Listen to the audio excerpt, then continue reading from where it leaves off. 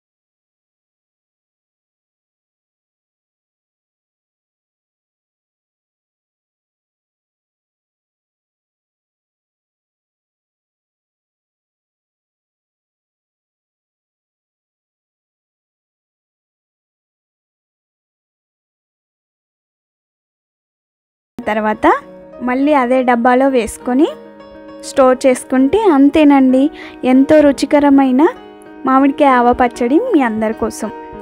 మామిడికాయ ఆవ పచ్చడి చాలా టేస్టీగా ఉంటుందండి. మరి మీరు తప్పక ట్రై చేస్తారు కదా.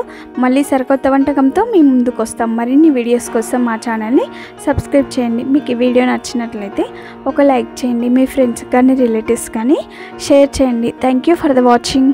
Bye bye.